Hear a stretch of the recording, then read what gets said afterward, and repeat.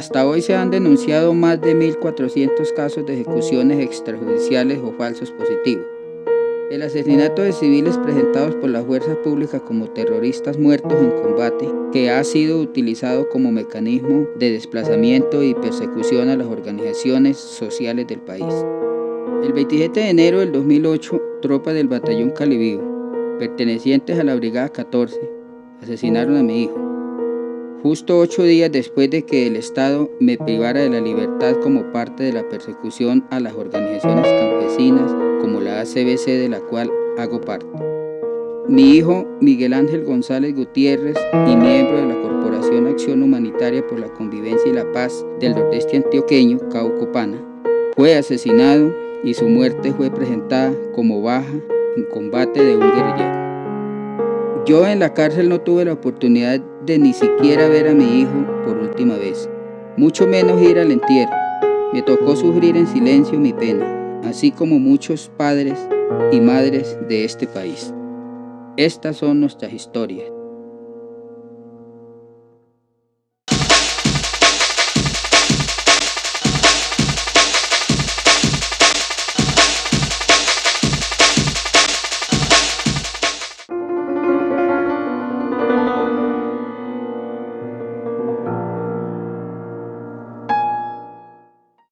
Un muchacho de 23 años, dedicado a la tierra, a la finca, cultivamos maíz, arroz, yuca, plátano. Trabajaba en el acerrío, arriería, rula, lo que fuera. Él era afiliado a la Junta, era presidente local de Caucopana.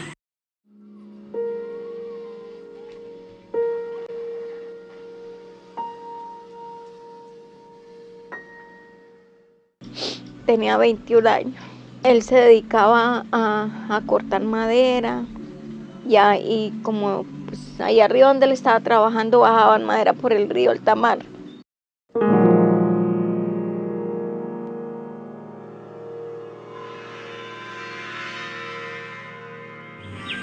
Agricultor, nosotros mantenemos sembrando comida y haciendo pasticos. Él era muy activo con las comunidades, era el líder de la comunidad. Fue presidente varias veces aquí en Campo Viejo, en Caño Tigre.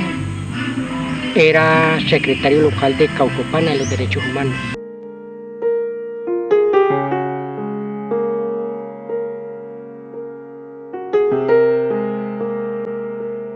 Trabajaba en la tierra.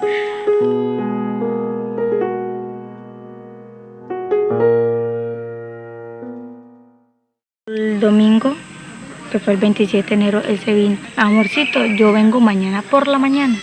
Levántese tempranito y me hace el desayuno y me hace el almuerzo porque yo tengo que estar aquí temprano, que yo mañana voy a ir a trabajar.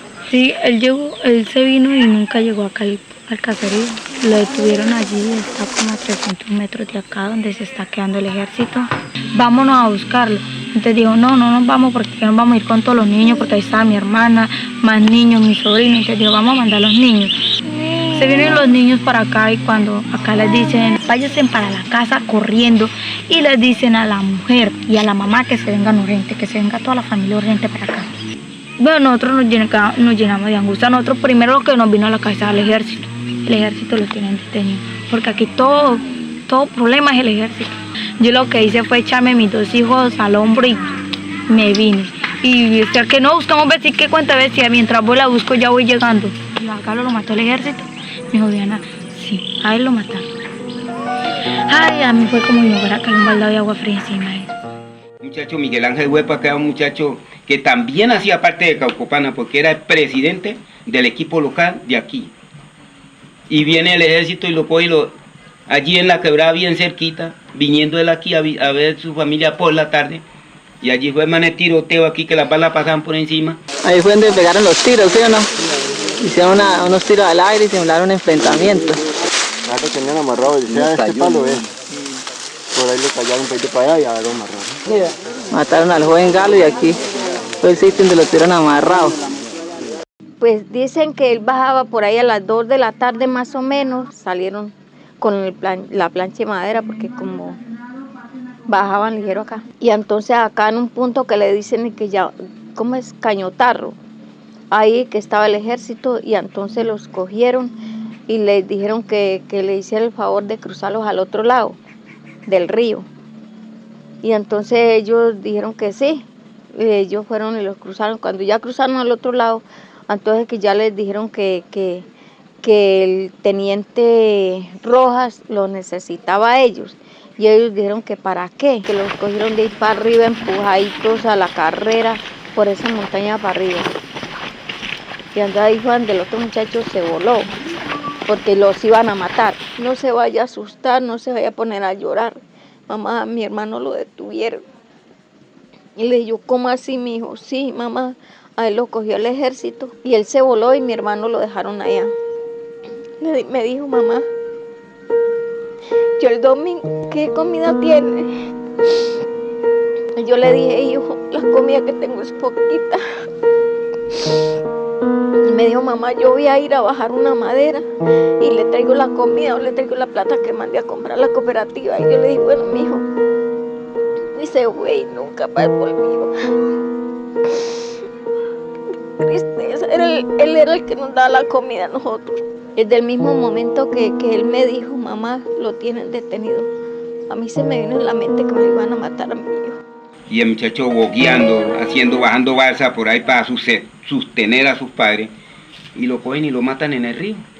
Y lo pasan del río, lo sacan y lo adentran por ahí como a unos 300 metros, ahí hacen el combate y lo matan y dicen que es un guerrillero. Después el pueblo se ve abocado a llegarle al ejército a reclamar el cadáver de Carlos Mario, y son tan cínicos que le dicen ellos que lo que tenían ahí era un muerto, era un guerrillero, pero un guerrillero desarmado, un guerrillero que no se sabe con qué les peleó a ellos y por qué lo mataron. Y ese día que lo mataron, estaba cogiendo la bestia, cuidándola, para irse para una reunión a Anacoreto con Caucopana, cuando llegó la tropa del ejército. A las 6 de la mañana. Antes de las 6 lo cogieron y lo amarraron delante de toda la familia. Y entonces cuando lo llevaban le dijo a mi mamá, escucha, no sufra ni llore, que si el día de morirme me muero, pero yo no le hago nada a nadie, no hago y no servir a las comunidades. Se lo habían amarrado y por ahí a unos 100 metros escuchó primero 3 disparos, enseguida otros 5 y enseguida un rafagazo que si no lo cuenta uno Dios del cielo. Nosotros en la casa y en él lo mataron, se formó un tiroteo de ellos mismos por 3 veces. Y a lo que ya pasó eso, se lo llevan de ahí en una vara, lo llevan de un vecino, lo meten a pies y piden unos papeles, inmediatamente lo camuflan, le ponen un uniforme y le ponen un fusil a un lado. Luego lo pagan por guerrillero, entonces como ya habían hablado de los derechos humanos, a él les tocó quitarle la ropa, no sé qué le harían, ni ponerle la ropa que él tenía. Ya lo trajeron allí, ahí lo dejaron, y ahí vino el helicóptero y lo alzó.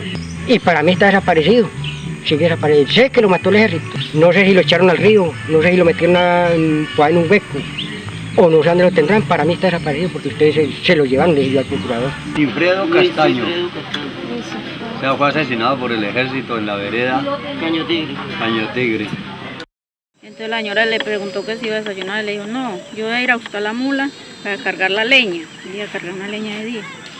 Entonces cuando subieron arriba, pues el señor que iba acompañándolo a él, encontró el caballo ahí cerquita, entonces lo cogió. Entonces mi hermano le dijo, si quiere vaya siguiendo, que yo voy a coger la mula mía, ella está allá en un hueco que hay allá en aquel lado, ella amaña mucho de allá, yo voy a ir a buscarla. Ya no me volvieron a encontrar porque él se quedó por ahí buscando la mula, ¿cierto? Entonces el señor se vino para el caserío con el caballo que él estaba buscando. Al rato, a eso de las 9 de la mañana, escucharon unos disparos. Estaba el ejército, porque eso estaba lleno de ejército por ahí en esa parte. Entonces escucharon por ahí unos 2 o 3 disparos y ya escucharon los disparos y todo se quedó en silencio.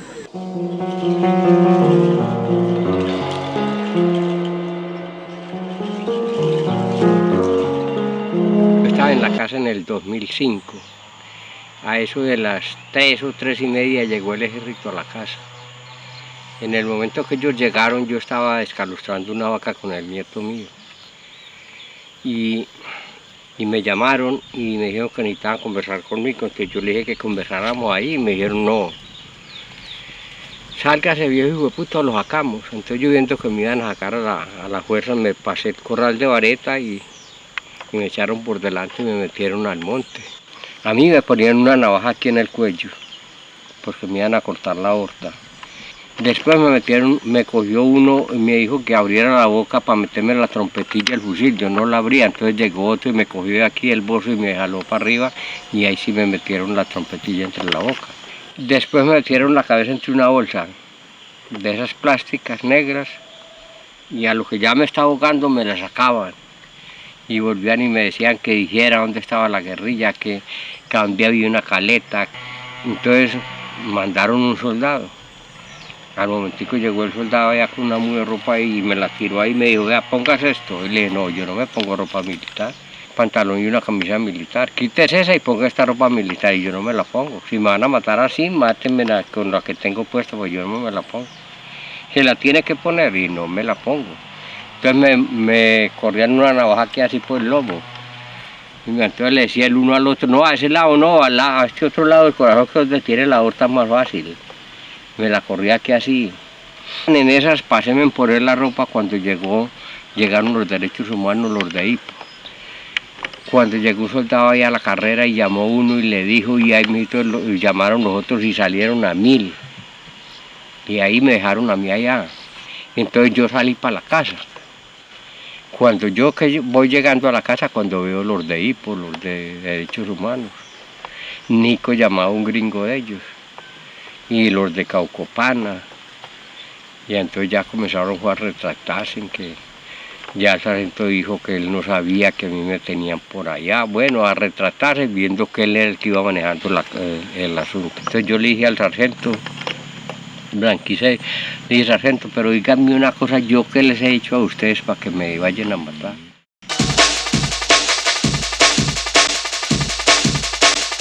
Estamos adelantando unas operaciones importantísimas contra los tejidos sociales en pro de ayudar a los tejidos sociales.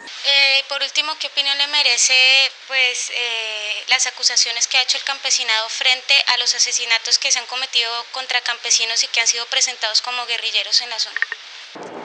Eso lo resuelve nuestra Fiscalía General de la Nación. La verdad es que discutir al respecto sería echarle como leña al fuego y de una manera innecesaria cuando tenemos personas muy autorizadas para hacerlo, como es la Fiscalía General.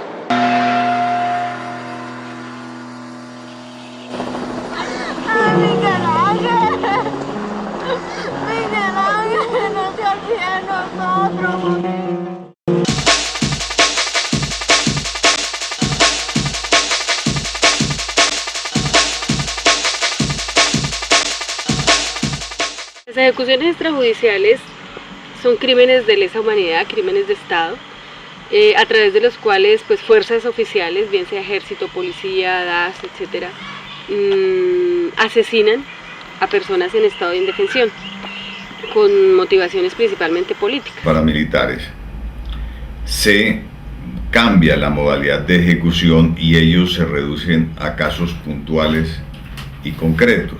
Se denuncie la situación de disminución de la actividad criminal por parte de los grupos paramilitares y a su vez un incremento por parte de la fuerza pública en las ejecuciones.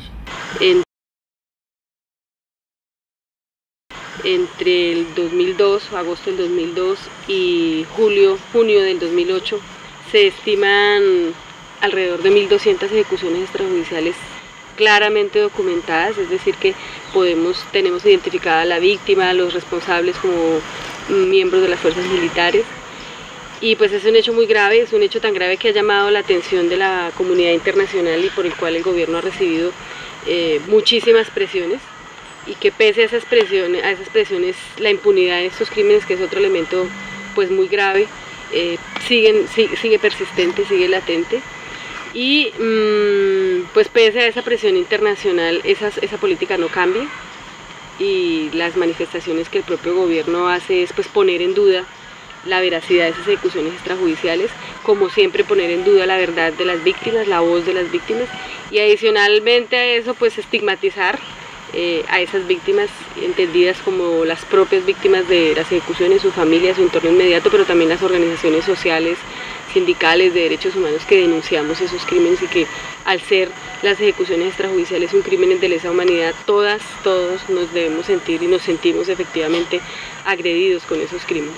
Creo de lo que es el primer encuentro de casos de ejecuciones que llegan cerca de 300 personas a nivel nacional como una muestra representativa de lo que es una política del Estado en esa materia. Y que a partir de la denuncia que se hace, se desarrollan una serie de investigaciones por parte del mismo Estado que lleva a dos efectos concretos. Uno, a que el general Suárez, el inspector del Ejército, rinda un informe conjuntamente con la Presidencia de la República que lleva a la destitución de 40 altos funcionarios de la Fuerza Militar, específicamente del Ejército, incluidos 3 generales. ¿Por qué que los rompimientos que nosotros habíamos mucho hablado con el Estado? Y el Estado nos mandó aquí y dijo que nos iba a cumplir y que a nosotros los campesinos no nos iba a pasar nada. Tenemos que decir claramente que la mayoría de casos, si no la totalidad, son de responsabilidad del batallón Calibío, adscrito a la Brigada 14. Es un batallón que ha enfilado baterías, parece, en contra de esta región, de este pueblo. Una presencia militar permanente, pero no una presencia militar que se perciba como dirigida a acabar con la insurgencia, sino más bien una presencia militar dirigida a hostigar al campesinado. Habla con un delegado de la Corporación Caucopana. ¿Cómo es su nombre, perdón? Soy el coronel Wilson Ramírez Cedeño. ¿Perteneciente a qué brigada? Batallón Calibío, Brigada 14. Señor, ¿qué hay de los falsos positivos que vienen implementando ustedes aquí en la región? Pues tú hablas de falsos positivos, en este caso el Batallón Calibío viene adelantando operaciones de control militar de área en este sector, los cuales nos ha dado tranquilidad a la población civil. El ejército, además de cometer el crimen, tiene toda la posibilidad, todas las condiciones para manipular el cadáver, para imponer armas, para imponer uniformes, para manipular en general la escena del crimen, bueno, y para diseñar como toda una versión de los hechos, y lo puede hacer con toda tranquilidad, porque generalmente a estas regiones no llega la fiscalía. Aquí está la evidencia de cómo fueron los tiros. Esta rama la mocharon allá con el día. Le pegaron los tiros y el niño formó la plomacera. Y aquí está la sangre. Mira la sangre. Sí, este negrito que se alcanza a ver todavía es de sangre. Y los lazos se tallaron ahí. Como lo tenían era bien amarrado porque... Bueno, más o menos así como lo tenían, como siempre era alto, más o menos aquí se ve como más o menos la distancia, como la forma que lo tenían aquí amarrado más o menos. Ahí. Las violaciones a derechos humanos y más aún los crímenes de lesa humanidad tienen que ser conocidos por autoridades judiciales de orden civil, es decir, que no pueden pertenecer a las fuerzas militares. Sigue ocurriendo en Colombia que este tipo de crímenes son conocidos por la justicia penal, por la jurisdicción penal militar. Y eso pues es un factor de impunidad dramático, puesto que hay una solidaridad de cuerpo evidente, es inherente a la estructura militar, la verticalidad, la línea de mando, y eso por supuesto rompe un principio general de justicia que es la independencia. Se decía o se pudo haber dicho en su momento que la justicia penal militar pudo haber tenido competencia para eso, pues desde el primer momento el debate se presenta. No se hizo, porque desde el primer momento, repito, se aplicó la jurisprudencia de la Corte Constitucional, en virtud del cual aquellos casos que sean violatorios de los derechos humanos o delitos de lesa humanidad en general cometidos por las Fuerzas Armadas, aún en operaciones de combate, en operaciones propias de ellas, no serán nunca de competencia de la justicia penal militar. Organismos internacionales, la jurisprudencia de la Corte Constitucional ha establecido que en casos de violaciones a los derechos humanos o crímenes de lesa humanidad no tienen ninguna relación con el servicio que presta la fuerza pública, y por lo tanto esos delitos deben ser conocidos, investigados y juzgados por la justicia ordinaria, es decir, en nuestro caso por la Fiscalía General de la Nación.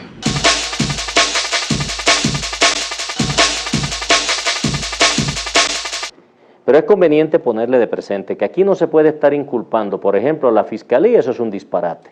La Fiscalía presentó su escrito de acusación oportunamente.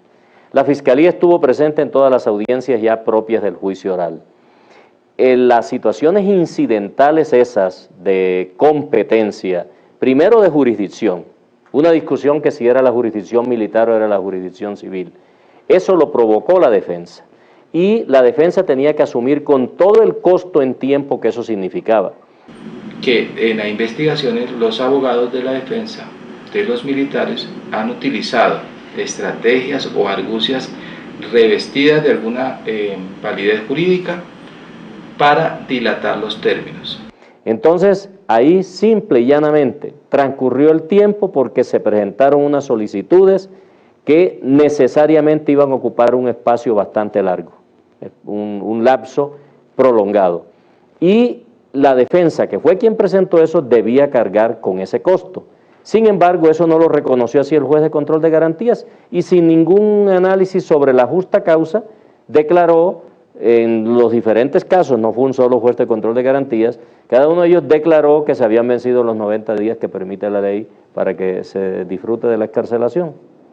Lo que hacen es trabar esa competencia, iniciar ese proceso para que mientras se resuelve por parte del Consejo Superior de la Judicatura a quién se le debe dar el conocimiento de la investigación, pues pasen los 90 días que establece la ley y sus defendidos recobren la libertad. Como todo en derecho es interpretable, pero creemos que aquí los jueces sí se equivocaron al no hacer una interpretación más amplia, sobre todo reconociendo el derecho de las víctimas y el mensaje malsano que queda frente a la sociedad de que las personas pueden matar, pueden asesinar y valiéndose de argucias, dejar transcurrir el tiempo y recobrar la libertad. Estamos en este momento en un proceso de escuchar al campesinado, porque sabemos que las denuncias que hay de muertos o desapariciones pues ya han sido abocadas por la Fiscalía y en el caso de muchos de ellos pues están ya en un proceso muy adelantado. No, un momento. Lo que la evidencia ha mostrado hasta ahora, perdón, ha sido responsabilidad de gente a cargo de la tropa directamente. La tropa la tiene la comanda un coronel, ahí están los capitanes, mayores, lo que fuere, pero los generales no aparecen directamente involucrados en estos procesos porque para poder inculpar a un general que no está participando físicamente en un operativo, tendría que hacerse a través de órdenes que hubiera impartido, ¿no? O tendría que hacerse a través de actos omisivos encaminados a facilitar algunos delitos, homicidios selectivos, lo que fuera. Causadas por funcionarios públicos, y no cualquier funcionario, son los funcionarios públicos encargados de nuestra protección, a quienes la Constitución les ha dado la facultad o el encargo o la función de protegernos, son los que han cometido estos 2.000 o 2.500 ejecuciones extrajudiciales.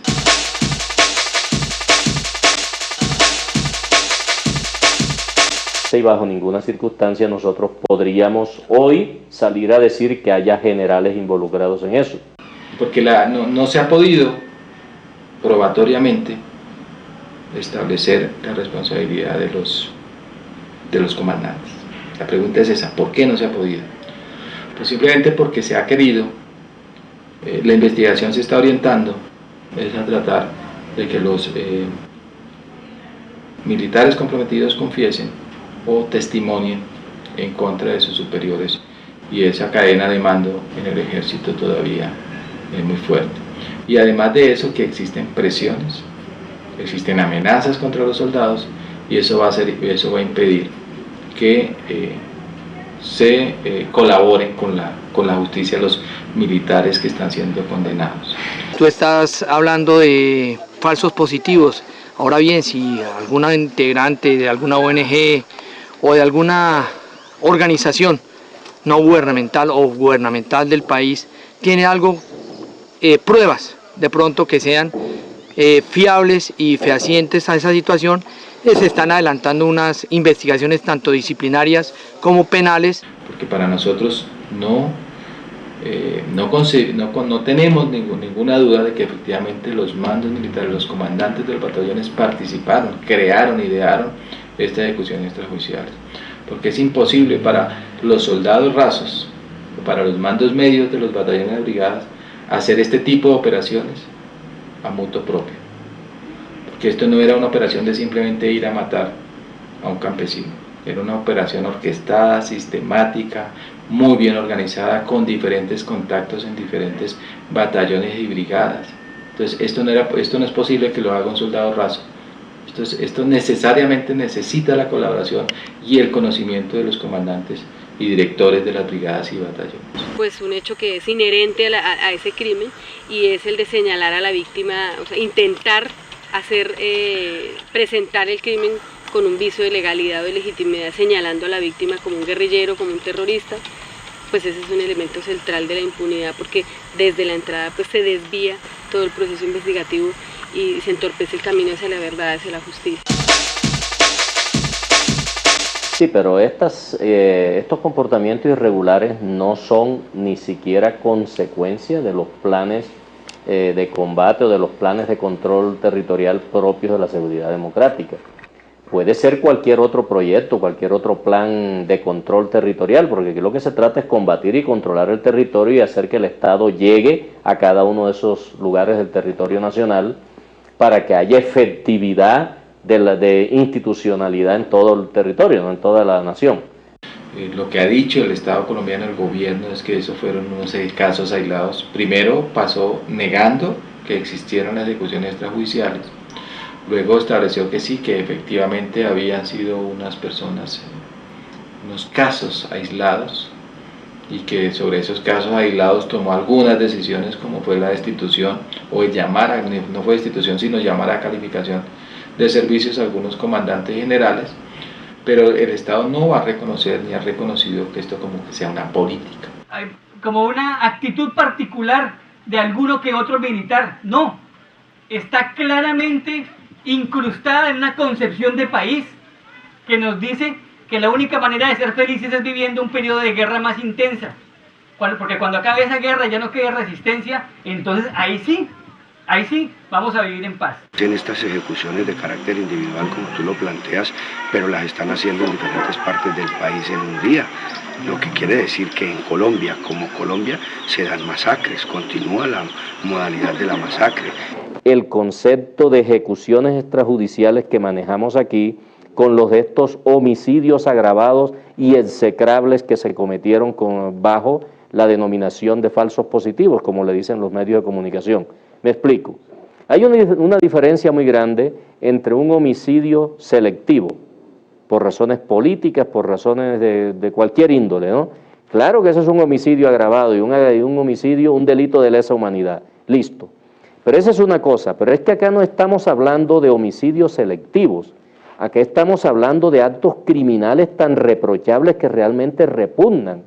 Se trataba simplemente de la necesidad de presentar unos positivos, y en tal sentido mataban a ciudadanos indefensos, los reclutaban, los mataban para luego cobrar recompensa u obtener los beneficios que de ellos se desprendían, es decir, permisos, yo no sé, vacaciones, licencias, alguna cosa. Entonces esos móviles abyectos de la segunda delincuencia, es decir, de lo que hemos llamado últimamente en los medios de comunicación falsos positivos, tiene una connotación radicalmente diferente a la de las ejecuciones extrajudiciales. Acá el móvil también es abyecto, porque matar por razones ideológicas es uno de los peores delitos que se pueda cometer. Ejecuciones extrajudiciales a la luz del derecho internacional humanitario son todas aquellas ejecuciones que no son, como su nombre lo indica, son extrajudiciales o extralegales, porque en ese estado no está permitida la pena de muerte. Estimular la muestra de evidencias de guerrilleros caídos en combate. Y los guerrilleros aumentaron según las cifras. Sin embargo, lo que hoy se está revelando es que el efecto de esa directiva ministerial secreta también tuvo un efecto totalmente contrario, y es que lo que hicieron los militares fue convertirse en empresarios de la muerte. Pero lo más grave de las definiciones de esa diferenciación que hace el fiscal general es que, a pesar de que establece que efectivamente las ejecuciones extrajudiciales, que aquí se llaman falsos positivos, fueron por unos motivos totalmente abyectos, futiles, con un interés simplemente de conseguir unos días de permiso, o conseguir un ascenso o una recompensa, que son motivos absolutamente despreciables para cualquier ser humano. Sin embargo, y que lo cometen funcionarios del Estado con recursos del Estado, con la logística del Estado, con la capacidad del Estado y casi como con la política del Estado. Se quiere decir de que estos no son ejecuciones extrajudiciales porque no tienen una motivación política. Claro que tienen una motivación política. El mecanismo de control de la tropa de pronto debe cambiar, porque las arengas son muy propias de la actividad militar. Siempre hay que estar arengando, siempre hay que mantener el espíritu en alto, hay que mantener una disciplina, porque eso es inherente a los ejércitos, ¿no? A las Fuerzas Armadas, eso de mantenerlos en actividad permanente, en fin, pero no ensayando con los civiles, claro está, eso sí es obvio. Durante casi todo el año pasado vimos al propio presidente del Ministerio de Defensa diciendo que las ejecuciones extrajudiciales eran una estrategia de la guerrilla, cuando tenía bajas de guerrilleros, y que armaba todo un corifeo para apoyar la denuncia que señalaba que se trataba de ejecuciones extrajudiciales, con lo cual nos señalaba a todo este amplio espectro de organizaciones que hacemos estas denuncias como organizaciones guerrilleras, como organizaciones terroristas. Ideológicamente y políticamente, la principal estrategia que despliega el modelo de seguridad democrática es considerar que solo es posible una forma de vida y una forma de desarrollo en el país, y que son peligrosos otras formas de desarrollo. Teniendo en cuenta la carta que el Ejército Nacional le mandó al Ministerio de Agricultura y al INCODER para no levantar la suspensión de la zona de reserva campesina como sugerencia del Ejército Nacional, ¿cuáles serían entonces las otras alternativas para que se acabe la crisis humanitaria y que la zona de reserva campesina pueda volverse a levantar? Lo que pasa es que veo que hay como una especie de, tal vez de confusión en la pregunta. La zona de reserva campesina no tiene nada que ver con la crisis humanitaria. La zona de reserva campesina es una posibilidad de desarrollo de la región, pero requiere de unas condiciones que son, entre otras, la seguridad, ¿sí? Decir, basta ya, decirle al Estado colombiano que él es culpable de los asesinatos de miles de personas y que lo está haciendo defendiendo unos valores de corrupción y unos valores de egoísmo del capital. Lo otro es una condición generada por los grupos terroristas que delinquen en el sector y la necesidad de tenerlos que mantener controlados. ¿O será que nos toca irnos como inmigrantes o como desterrados o unos parias? No queremos más desplazados en ningún lugar de Colombia y mucho menos de las zonas agrarias. Queremos continuar en nuestras tierras y queremos reclamando con mucha decisión, pero con dignidad, la tierra nos pertenece.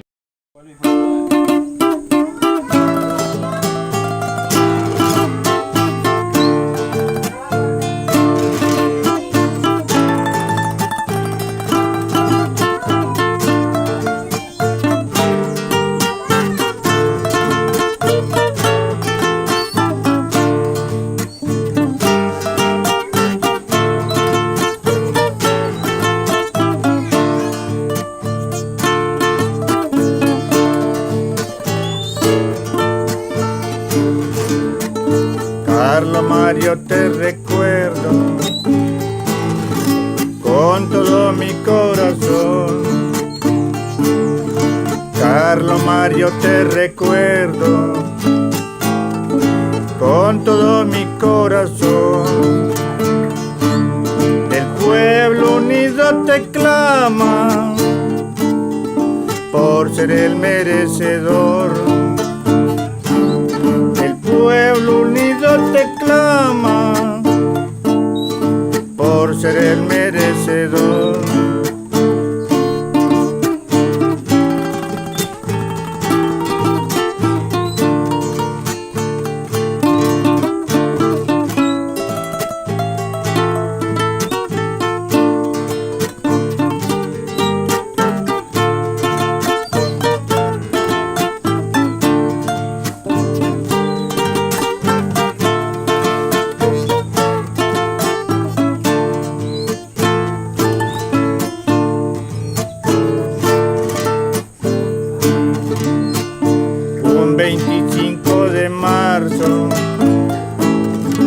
te asesina un batallón.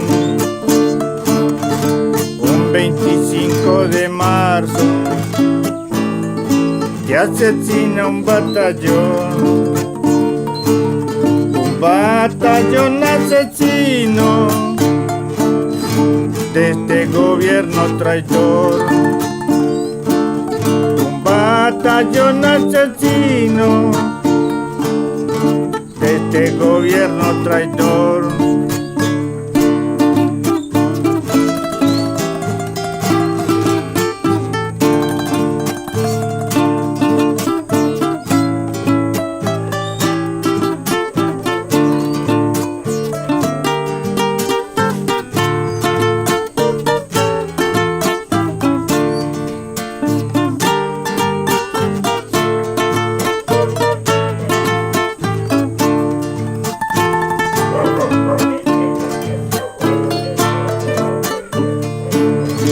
Un 25 de marzo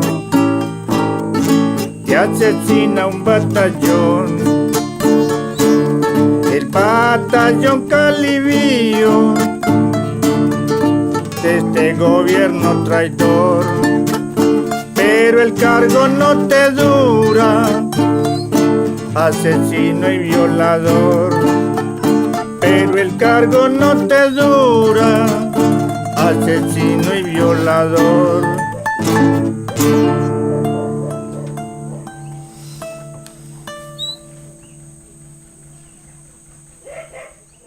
El asesinato de 12 personas, dice la asociación allí en ese documento, que supuestamente se hicieron pasar posteriormente como muertos en combate, y aparecen 5 desaparecidos. Y ese fue el motivo por el cual el señor presidente de la República dijo: vamos a hacer una comisión que averigüe si lo que está diciendo aquí la Asociación Campesina del Valle del Río de Cimitarra es cierto o no. En uno de estos casos, ya uno de los participantes, el teniente Edgar Iván Flores Maestre, reconoció su participación en los hechos, hizo un preacuerdo con la Fiscalía, preacuerdo que ha sido aceptado por el juez de conocimiento por los delitos de homicidio en persona protegida, falsedad ideológica en documento público y falso testimonio. La falsedad ideológica quiere decir de que él reconoce de que falsearon y pusieron mentiras o dijeron cosas contrarias a la verdad en los informes de inteligencia que vinculaban a la víctima como miembro de la subversión. En los otros casos, en el caso de Carlos Mario García y en el caso de Aicardo y en los otros casos, pues las investigaciones se van adelantando, no con la velocidad que uno quisiera para las víctimas, pero van por buen camino. Nosotros podemos dar parte de satisfacción que en el caso, por ejemplo, de Carlos Mario García David, el caso fue asumido por la justicia ordinaria, por la Fiscalía. En el caso de Luis Sigifredo Castaño, nosotros conseguimos unas pruebas, se consiguieron unos testimonios de un soldado que participó en su asesinato, y muy próximamente estaremos pidiendo que la investigación sea asumida por la justicia ordinaria y no como lo fue en este caso preciso de Luis Sigifredo, que fue absuelto por la justicia penal militar. La seguridad no es en este momento está en proceso de generarse y de fortalecerse. Ese es el trabajo que estamos haciendo los soldados en este momento. Casi siempre se presentan esos casos que hacen 2, 3 tiros, 4, hacen un medio paviento y mentira que es un campesino que matan. ¿Pero ustedes creen que hay una crisis humanitaria en este momento en la región? ¿Reconocen que hay una crisis humanitaria? El proceso de una crisis humanitaria, lo que se nombra como una crisis humanitaria en el sector, para nosotros es la consecuencia de una cantidad de grupos terroristas tratando precisamente de esclavizar a nuestros campesinos en los cultivos de coca, en los cultivos ilegales y una economía ilegal muy difícil de sostener, donde estamos precisamente todos interesados en darle la mano para que todos puedan salir adelante. Que la tropa anda con desmovilizados es una política presidencial. No todos los soldados andan con desmovilizados, están siendo desmovilizados y están autorizados para que nosotros para que nos lleven o nos orienten a ir a las guaridas para acabar con la plaga. Esperamos, amaneció, entonces nos reunimos toda la comunidad estaba preocupada, nos vamos todos y se amontonó, bajó gente por allá arriba y se amontonó una cantidad de gente y fuimos para allá. A pelearle a que nos lo entregaran. Cuando por allá bien adelante, así nos metimos, habían quemado un poco de papeles y cuando yo miro así bien donde habían quemado los papeles, miro una punta de donde había un papel con una rosa pintada se alcanzaban a leer algunas letras de una carta que yo le había dado a él cuando éramos novios. Encontramos sangre donde la habían asesinado a él, pero o sea no se veía mucha sangre y mentira que era que la habían tapado con hojas. A la CBC comunicaron, llamaron a Puerto Río, dijeron que sí habían matado a alguien, pero que no era un campesino, era un guerrillero. Y lo habían enterrado como NN, más cuando ellos por aquí en la emisora, todos lo escuchamos que fue el lunes, escuchamos en la emisora la emisora del ejército, que habían dado de baja a un comandante de las milicias de la Raúl Eduardo Maecha de Dos Quebradas. Era un insurgente de la FARC que explotaba y cobraba las vacunas de por acá y que tenía una pistola y muchas municiones. Eso fue lo que ellos colocaron. En donde realmente se ha dado muerte en combate a un personal integrante de la Raúl Eduardo Maecha, las cuales están en investigación en este momento. A mí lo que me da rabia e ira es porque le colocan todo eso, porque están matando a la gente y más, que son, o sea, uno se mira que son personas que están organizando, peleando por un derecho humano y son las personas que quieren acabar. Y quieren acabar con nosotros, con todos los campesinos. No entiendo qué es lo que ellos están haciendo. O sea que ustedes reafirman que el campesino que acabaron de asesinar hace aproximadamente unos 20 días es guerrillero, fue miliciano, hace parte de la estructura de la FARC-EP. Yo no lo reafirmo. Eso está en este momento en pruebas que se están llevando a cabo ante el juzgado penal. El ejército estaba allá, estaban arriba en un filo y a mi hijo lo tenían abajo en la orilla de un río. Venimos a buscar un muchacho que se llama Carlos Mario García y ella es la mamá y aquí viene el papá y una hermana y un hermano. Entonces dijeron, no, nosotros no sabemos quién es él, nosotros no sabemos quién es Carlos Mario. Nosotros cogimos 2 guerrilleros ayer y dimos de baja uno y yo ahí mismo les dije, claro, a mi hijo que mataron ustedes, ese fue el guerrillero que ustedes mataron. Y entonces nosotros le alegábamos, él no era ningún guerrillero y toda la gente le decía, si ese es el guerrillero que ustedes matan, ustedes no están matando ningún guerrillero, ustedes están matando el campesino, un muchacho que no se metía con nadie. La muerte de Carlos Mario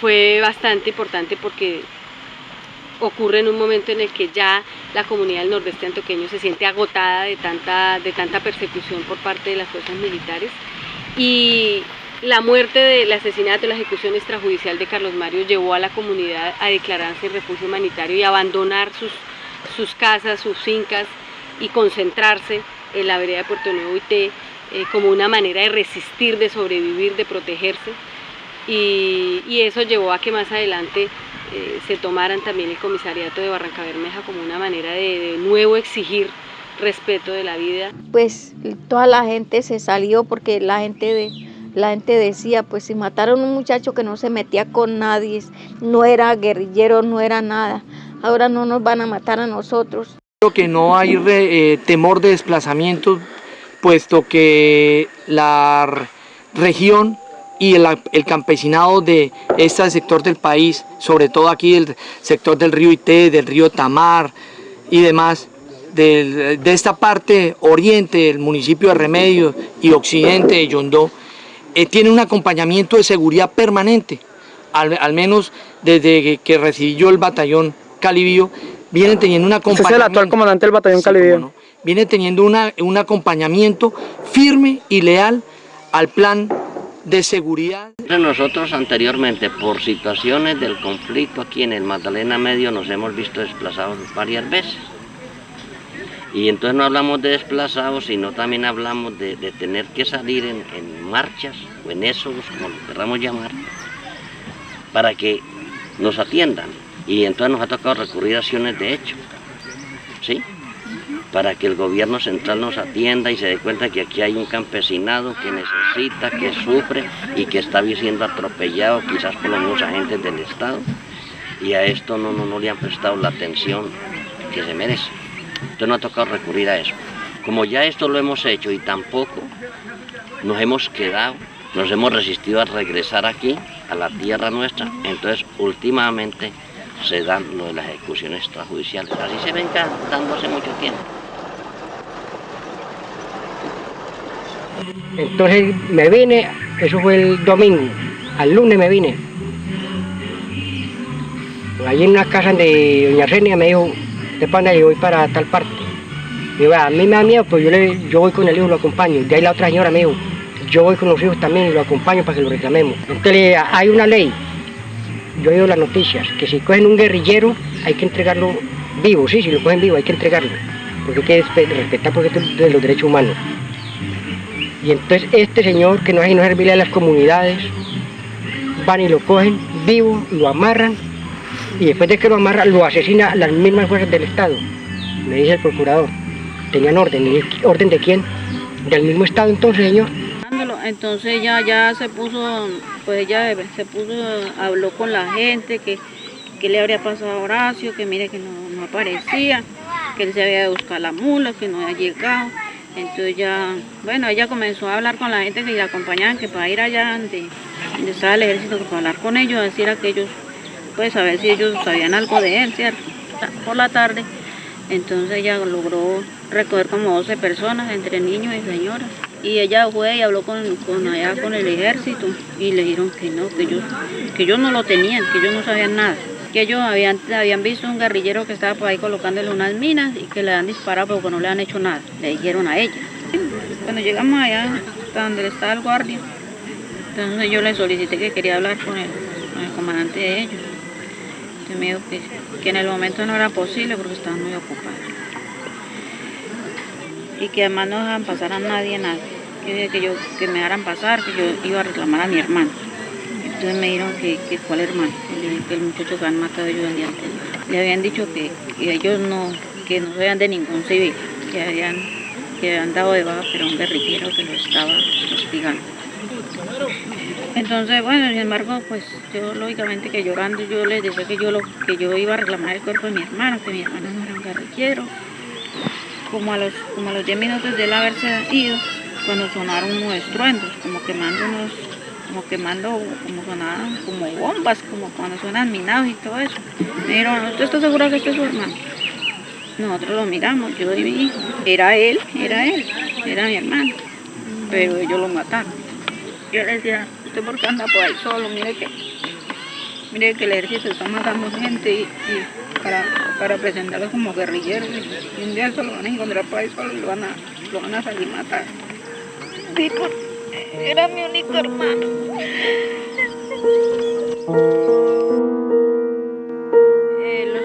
La tropa que estaba en ese momento era del batallón Calibí. Si estamos en un clima de confianza, de acercamiento, que se hagan esos señalamientos como si las cosas ocurrieron o como si estuvieran ustedes presentes ahí. Pero ese batallón Calibí, donde es el que se encuentra en todas esas ejecuciones. Pero nosotros decimos, pero ¿por qué tienen que matarnos nosotros los campesinos? ¿Por qué tienen que...? Teníamos la base aquí a 30 metros o 40 metros. Que todos los días se meten aquí entre las casas los campesinos. Entonces, ¿qué tranquilidad tiene el campesino? Porque ellos dicen que nosotros somos muy aricos, que no queremos ser hermanos con el ejército. Pero si tú todos los días te están llegando, te están preguntando quién es guerrillero, quién es... Decimos nosotros, el Estado no tiene un ejército, no es el que tiene que buscar la guerrilla, somos nosotros los campesinos que vamos a tener que salir a decirle a ellos, ir a buscar los guerrilleros y venir a decir a ellos, bueno, allí están los guerrilleros, ¿para qué van a matarlos? Y a nosotros, ¿quién nos va a cuidar? En el sur de Bolívar, los líderes campesinos siempre piensan que la fuerza pública los está persiguiendo, no, por el contrario, estamos para protegerlos. Denunciar, así con mucho miedo nos da, porque vivir es muy bonito. Y la vida es amable y apreciable, hay que apreciarla. Pero con todas estas dificultades nos vemos en esa obligación. Cuando hay una injusticia, que eso es una cosa injusta, una ejecución extrajudicial es una injusticia, clarita.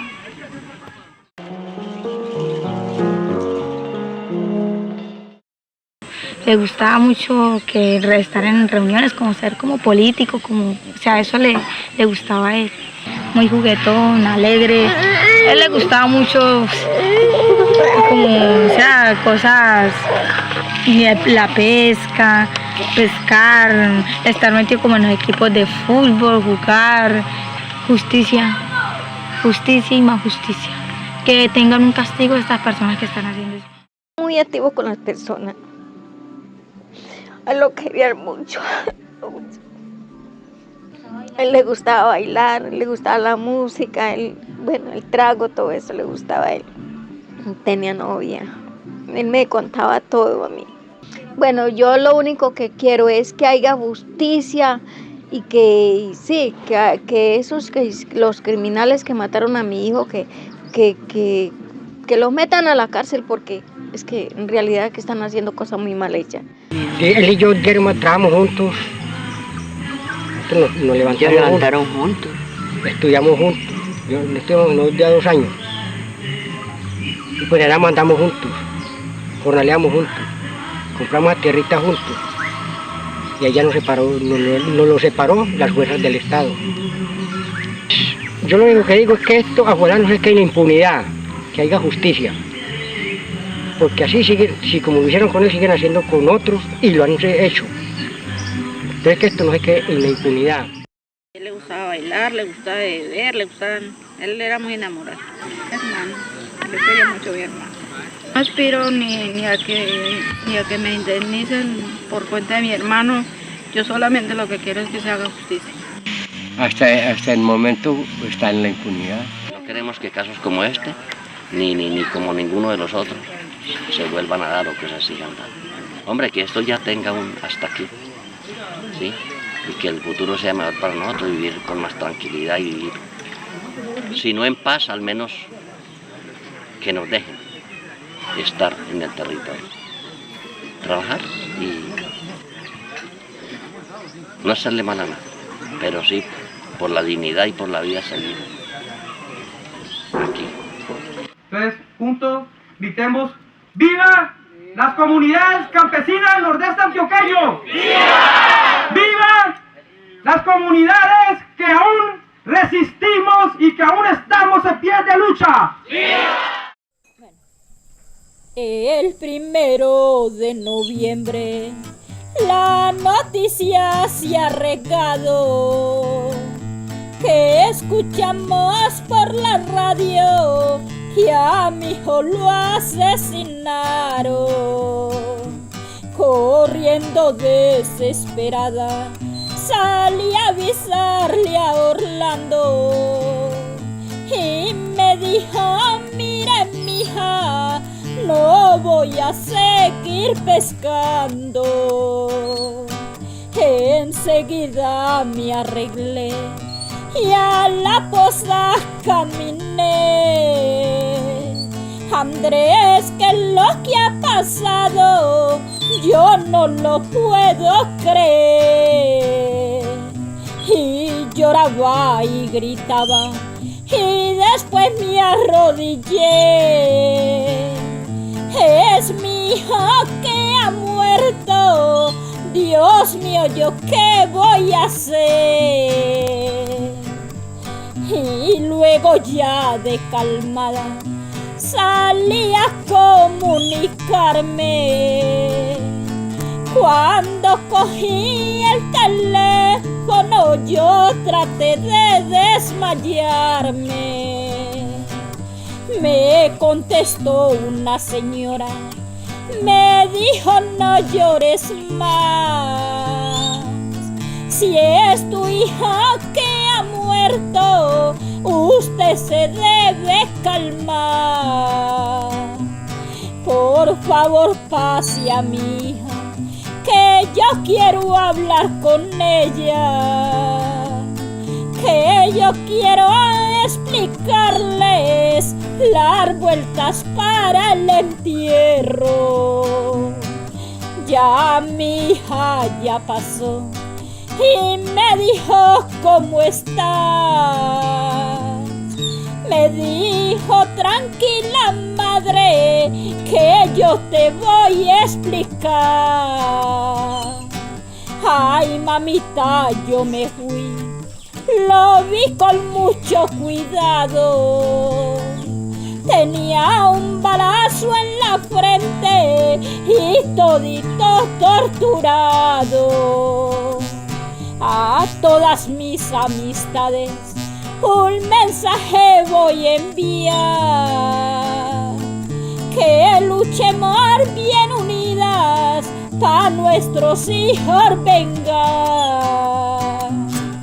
Mi hijo ya está en el cielo dándole cuenta al Criador, y nosotros en la tierra sufriendo este dolor. Ya con esta me despido, con el alma hecha pedazos. Es mi hijo que ha muerto, lo mataron a balazos. Ya con esta me despido, con el alma hecha pedazos. Es mi hijo que ha muerto, lo mataron a balazos.